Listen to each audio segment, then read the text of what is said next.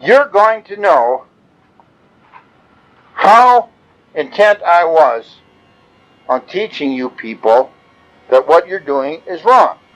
And maybe that's all that needs to be done to stop you from the greed you have, the hate you have, the anger, malice to outsiders.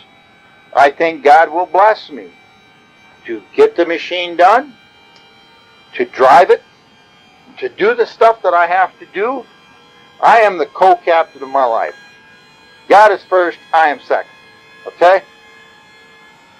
This is where He's taken me. You have tried to control my life. You have tried to be the captain of my life. You do not run my life. You do not determine my income. You do not determine what I desire, what I want, what I deserve. I determine that, and my God determines that, not you people. So I'm trying to be as prepared as I can be to do what I believe needs to be done.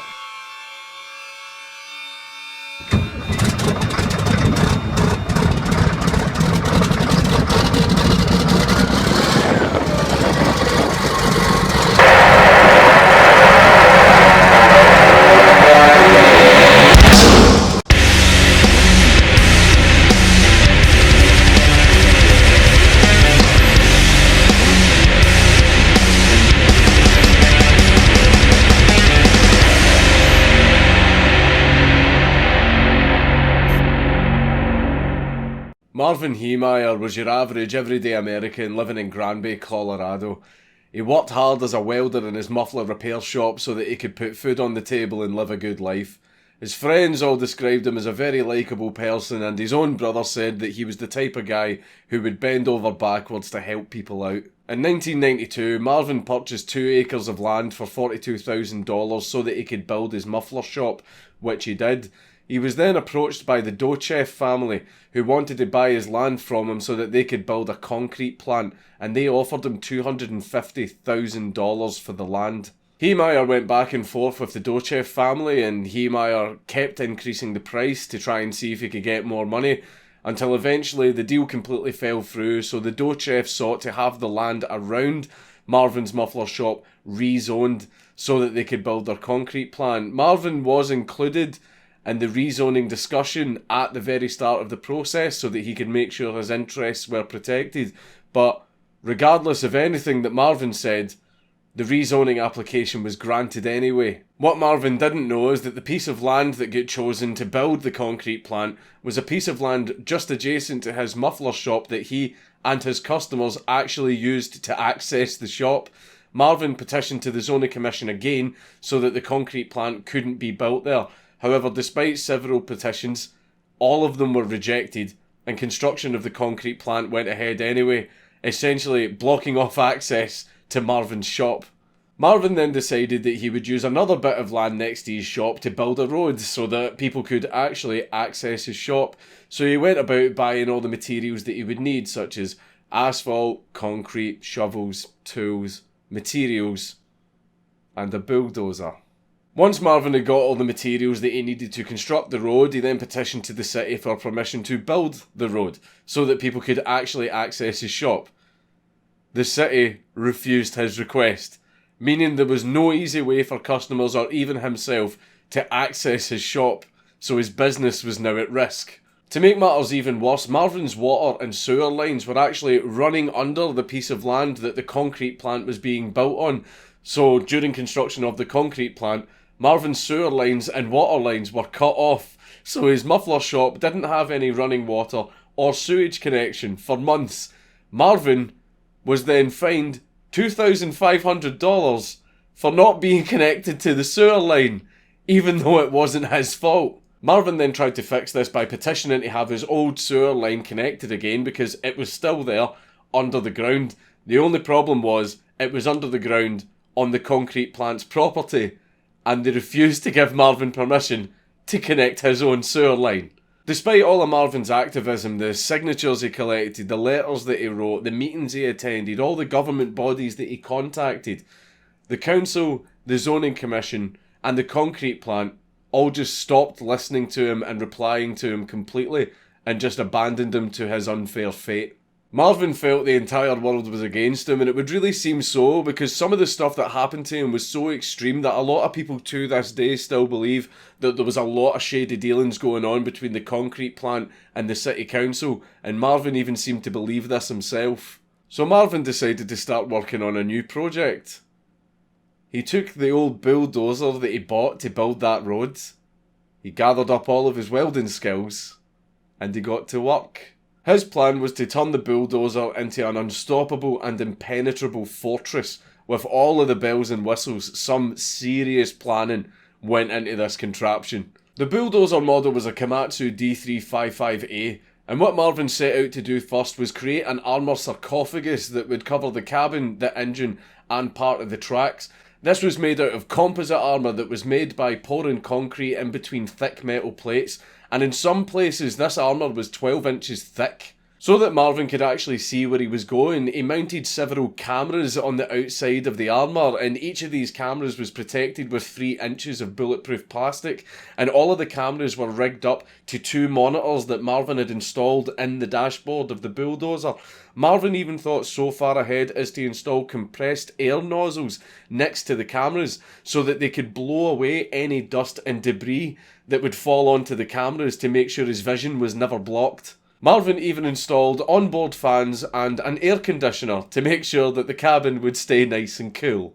He also installed 3 gun ports. One of them was for a 50 cal rifle, another was for a 308 semi-automatic rifle, and the other one was for a 22 LR rifle, and each of these gun ports was protected by 1.5 inch thick steel plates. Marvin documented the construction of the bulldozer by making audio recordings throughout the entire process. The way Marvin had constructed the armour sarcophagus was so that it could be lowered down onto the bulldozer by a crane that he had also built himself inside his shop, but he constructed it in such a way that once the sarcophagus was placed over the bulldozer and the crane was disengaged, that was it. There was absolutely no way for Marvin to get out, but it also meant there was no way for anybody else to get in. It took him around 1.5 years to build it, but it was never noticed and Marvin never got caught, despite the fact that people had actually visited his shop and seen the machine and all the materials that he was using to build it. Marvin apparently believed that God clouded their judgment to protect him. Marvin during this period was still trying to get the council and other people to listen to him, but none of them would. And 2004 was shaping up to be an awful year for Marvin. His business was in ruins, so he sold his land to a trash company and he was given 6 months to vacate. His father passed away, and he broke off his engagement because he caught his woman banging another man. Marvin had quite simply had enough. And so, on the 4th of June 2004, Marvin wrote down a list of names of all of the people in the town who had wronged him. He hopped in his bulldozer, lowered the sarcophagus, disengaged the crane, and fired up the engine. Showtime.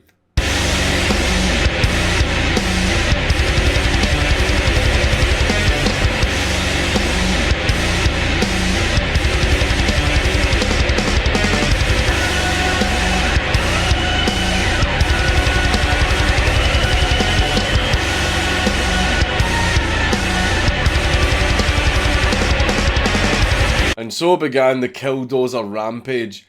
Marvin just smashed through the wall of his own shop to get outside, and then started driving around Granby, destroying the businesses and properties of everyone who had ever wronged him. The main places he destroyed were the concrete plant, obviously, the town hall, a utility centre, the offices of a newspaper that had lied about him, I can relate, the home of a former mayor's widow, and a hardware store, as well as several other properties that belonged to people that had been against him. To cause further damage, Marvin also used the guns that he had installed in the KillDozer to shoot at propane tanks and electrical transformers. During the rampage, Cody Dochev of the Dochev family that owned the concrete plant tried to face Marvin head on in a tractor scraper, but Marvin and his KillDozer just simply pushed him out the way. Naturally, the cops turned up and they were completely armed to the teeth and they were just opening fire on the KillDozer, but the KillDozer was completely impervious to small arms fire,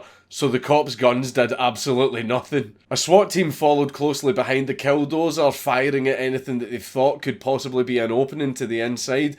At one point, they even managed to throw a flashbang grenade down the exhaust port of the KillDozer, but this had absolutely no effect. Undersheriff Glenn Trainor even managed to climb on top of the KillDozer while it was moving to try and find an opening so that he could fire a bullet inside, but he ended up having to jump off for his own safety because he was at risk of being hit with rubble and debris. The situation was looking pretty bleak. Nothing the cops did could slow this thing down, so Governor Bill Owens actually considered contacting the National Guard to get them to fly in with an Apache helicopter to take out the KillDozer with Hellfire missiles, or at the very least, take it out with a Javelin anti-tank missile. These plans were abandoned because it was decided that using military-grade heavy weaponry in a small Colorado town was probably bad optics. However, it all came to an end. When Marvin was destroying a hardware store, the tracks on one side of the KillDozer actually broke through the floor into the basement, and the KillDozer got stuck. The radiator was also heavily damaged and leaking fluid, and the whole machine was starting to break down. So Marvin was stuck, and the SWAT team surrounded the KillDozer. The SWAT team then said that they heard a single gunshot coming from inside the KillDozer, because Marvin, realising that he was stuck and that there was no way out, reached for a handgun that he had with him inside the KillDozer and took the easy way out. So it finally came to an end after Marvin and his KillDozer caused $7 million worth of damage.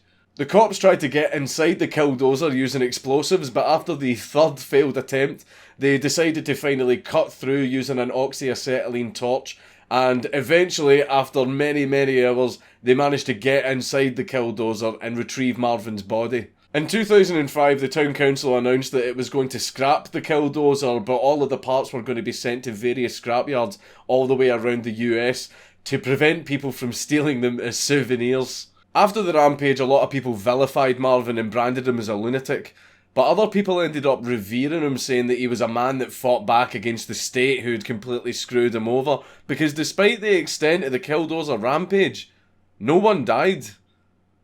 Now, whether it's a case of Marvin was going out of his way to make sure he didn't kill anyone, or if it was just blind luck that no one get killed, who knows? But this just goes to show that anyone, even someone like Marvin, has a breaking point. And it seemed that the government found out the hard way what happens when you mess with someone too much.